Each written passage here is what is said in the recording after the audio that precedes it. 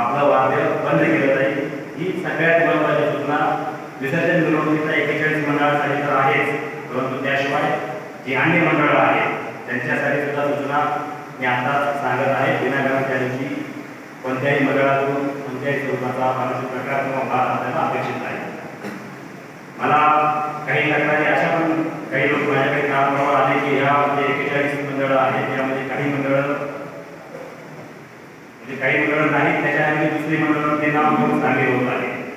तर असं काही असेल तर आम्ही त्याच्या स्वतः करणारा हसरा चौक आहे, तुमच्याकडून सुद्धा देत आहे असं मंडळ असेल त्याच्या खूप आहे या येणाऱ्या मंडळांसाठी प्रतिबद्ध सूचना आहे।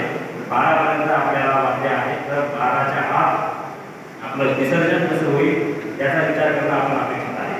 जर तुम्ही 12ला विसर्जन करावायचं असेल, 12च्या थोडा मागे पुढे, तर आपण वेळेत निघणं खूप गरजेचं आहे। जर तुम्ही वेळेत निघाला, बहुतेक त्या 41 मध्ये 5-7 मंडळ सोडून बाकी सर्व मंडळ येतात। जो आपला जवाहर एरिया आहे, हसरा चौक आहे, त्यानंतर पुढे मस्जिद आहे, मस्जिदपासून पुढे बाजारपेठ करून जे येणारे हा जो पारंपरिक रूट आहे या रूटनं येणाऱ्या मंडळांसाठी प्रतिबद्ध सूचना आहे। 12 पर्यंत आपल्याला वाद्य आहे, तर 12च्या आत आपलं विसर्जन कसं होईल याचा विचार करणं आपण अपेक्षित आहे। जर तुम्ही 12ला विसर्जन करावायचं असेल, 12च्या थोडा मागे पुढे, तर आपण वेळेत निघणं खूप गरजेचं आहे।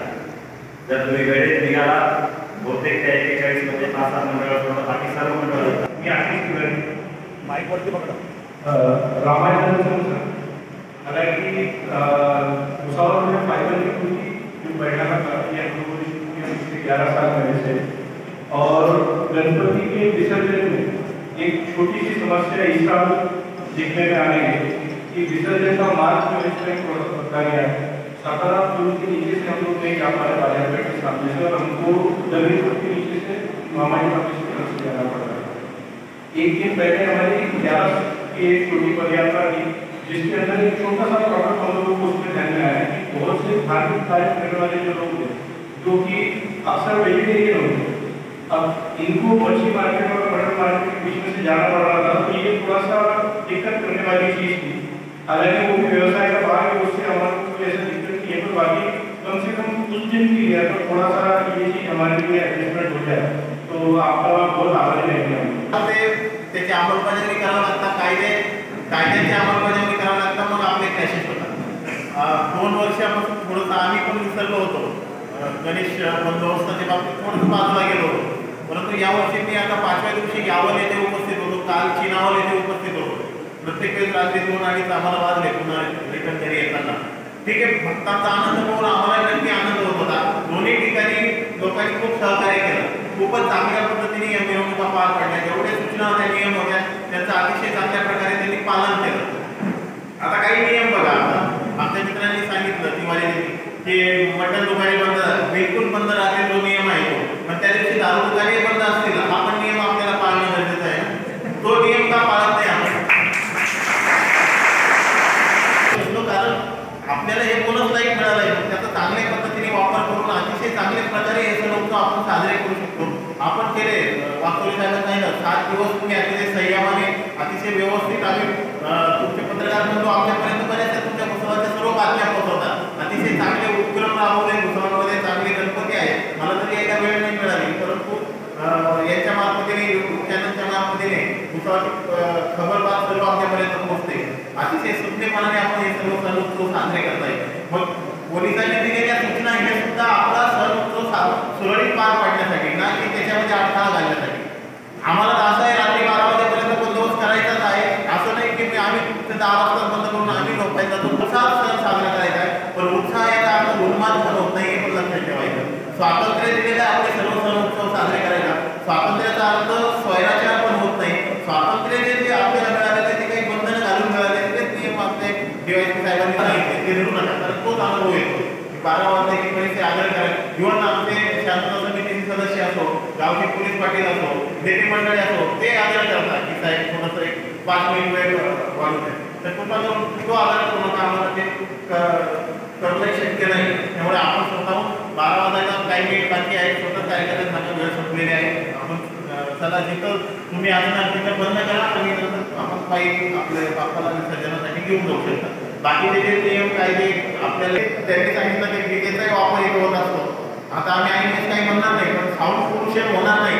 तर नाहीतर मग डीजेचा वापर आपला पूर्ण भुसावळ शहराला आपल्याला ऐकायचं काही गेलं नाही. आपल्या मनात जेवढे कार्यकर्ते नाचत आहे त्यांना ऐकावा, नाहीतर रात्रीचा अजून माझ्या कानात जे आवाज येत आहे ना ते अजून पण येत आहे रात्री.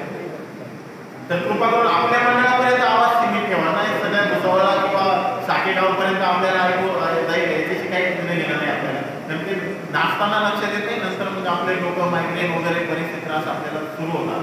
तर त्या आवाजावर थोडं बंधन ठेवा, कारण सर्वांना तुमच्या आवाजाशी बाकीच्यांना घेणं नाही ते त्यांच्या मंडळात. रितेश सार्वजनिक उत्सव समितीच्या अनुषंगाने 5 मिनिट बोलायला वेळ देतोय.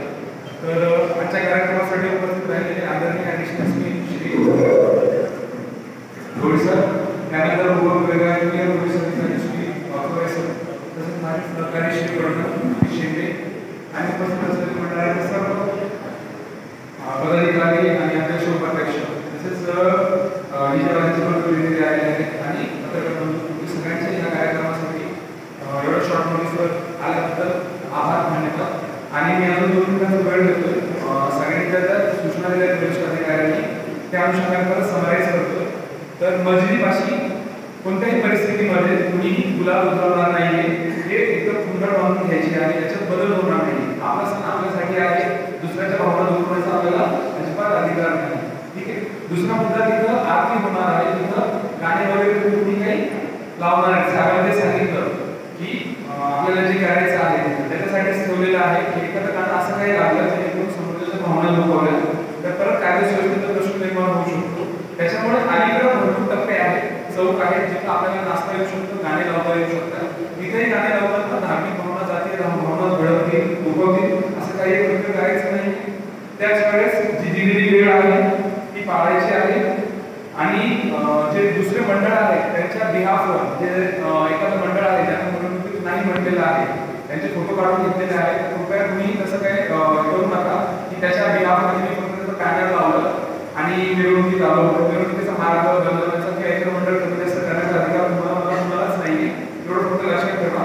मद्यपान करून असलेला हावभाव करणे वगैरे ते टाळणार सगळे.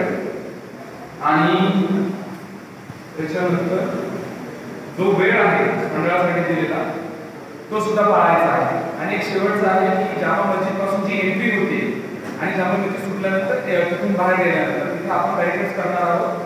आणि जे मंडळ आहे पहिलं मंडळ गेल्यानंतर त्याचे कोणतेही परत सदस्य कार्यकर्ते तुम्ही दुसऱ्या मंडळामध्ये येऊन नाचायचं नाहीये. त्यात काय होतं नक्की कोण काय करतंय तुमच्याकडे परत आपसी होऊ शकतात आणि वाचू जाऊ शकतो. तिथे गर्दी मोठ्या प्रमाणात जमते. पहिलं मंडळ गेलं की त्यांची जबाबदारी आहे त्यांनी पूर्ण कार्यकर्त्यांना तिथून बाहेर काढून घ्यायचं, मग दुसऱ्या मंडळाला आपल्याला एंट्री द्यायची. तर या सगळ्या सूचना यापूर्वी आपण सगळ्यांनी ऐकलेल्या आहेत, पाळलेल्या आहेत. आणि सर मागच्या 14 वगैरे सगळ्या एकदम आपण त्या तऱ्हेने शांततेत आणि चांगल्या तऱ्हेने गेले पुन्हा करण्याची वेळ आली नाही. यावेळेस मी तुमच्या साहेबांना आश्वासन देतो की असं काय आपल्याला पुन्हा नाही. आणि रितेशची इच्छा आहे की सार्वजनिक जी आपली उत्सव समिती स्थापन करायची आहे त्याच्या अनुषंगाने बोलायचं तर रितेश तर बोलणं होईल आणि त्यानंतर आपण आवडतं त्याला पारितोषिक देणार आहे असं साजिद मेंबर जे आहे त्यांनी अनाऊन्स केलेलं आहे. तर त्याच्यासाठी